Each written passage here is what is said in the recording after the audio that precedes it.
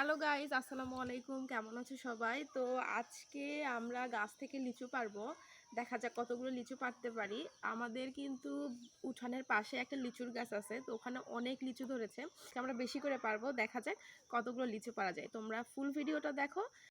দেখো আমরা কিন্তু অলরেডি এই বাটিতে এক বাটি লিচু পেরেছি। লিচুগুলোর অবস্থা দেখো কতটা রসালো, প্রত্যেকটা লিচু পড়ার সাথে সাথে ফেটে যায়।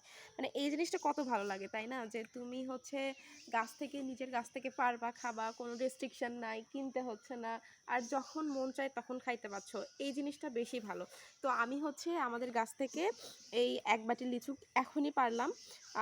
আর কিভাবে পারলাম সেটা দেখাচ্ছি, দাঁড়ো।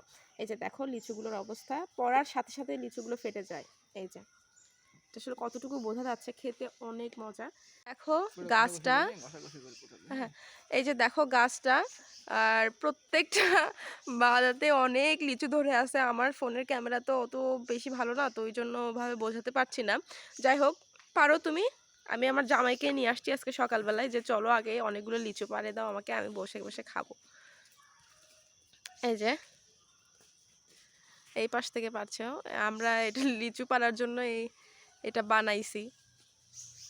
পারো।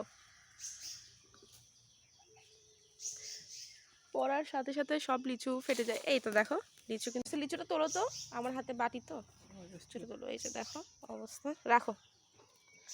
এই যে পরে ফেটে যায় পাশে তুলতুলে কষ্ট করে। এই যে লিচু। তো গতকাল রাতে একটু একটু বৃষ্টি হয়েছে। আমরা আমের গাছের নিচে, আমার শাশুড়ি কিছুক্ষণ আগে অনেকগুলো আম নিয়ে এসে দিল। আমগুলো অনেক বড় বড়, ঝরে পড়া। তো লিচু অনেকটা শক্ত, এই জন্য লিচুগুলো ওইভাবে পড়ে না, পাড়তে হয়। কিন্তু অনেক সময় দেখা যায় যে পাখি খেয়ে ফেলে। তো এই জন্য আমরা কি করি, যে যখন লিচুগুলো একটু পেকে যায় তখনই আমরা গাছ থেকে পারি আর খাই। তো যাই হোক, আজকের ভিডিওটা এই পর্যন্তই। সবাই ভালো থেকো, আর ভিডিও ভালো লাগলে কিন্তু আমার পেজটা অবশ্যই ফলো করে দিও। আল্লাহ হাফেজ।